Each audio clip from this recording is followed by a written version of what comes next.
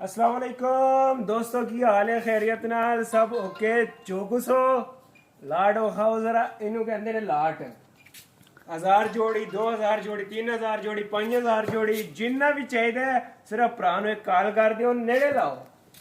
ए check करो जी केड़ा केड़ा जोड़ एक एक करके खाना यार। ए चेक करो हुक्का ठीक हो गया।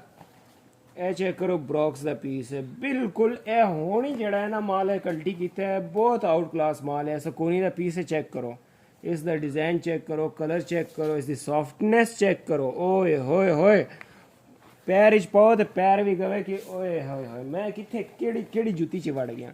ए चेक करो जी बिल्कुल ओके कंडीशन का माल है साफ सुथरा है वाश वगैरह की ज़रूरत नहीं है 10/10 कंडीशन है। ए चेक करो जी इस तरह के भी इस पीस आते हैं पता नहीं स्पोर्ट्स कि शह इस्तेमाल होंगे ने।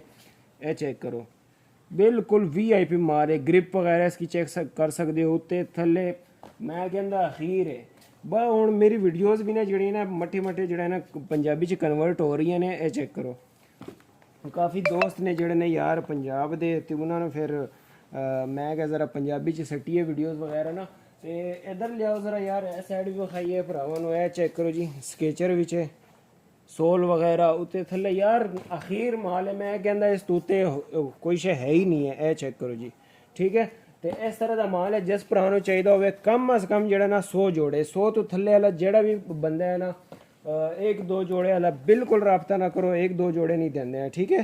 100 जोड़े कम अज़ कम ऑर्डर करने होने ते डिलीवरी जी है आल पाकिस्तान है साड़ी ठीक है। ए चेक कर सकते हो नाइकी का पीस है बहुत बेहतरीन माल है। ए न्यू बैलेंस आ गया। ए चेक करो ग्रिप चेक करो इसकी बिल्कुल ओके कंडीशन का माल है।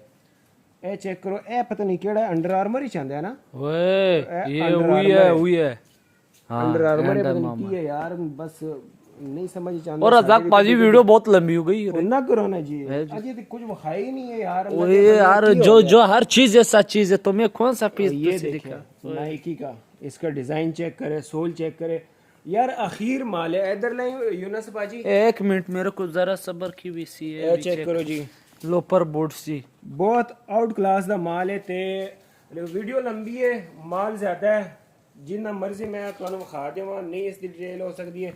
जिस पुराना माल चाहिए हो डायरेक्ट मेरे नाल रब्ता करो ते मिल जाए नेक्स्ट वीडियो विच। अल्लाह हाफिज़।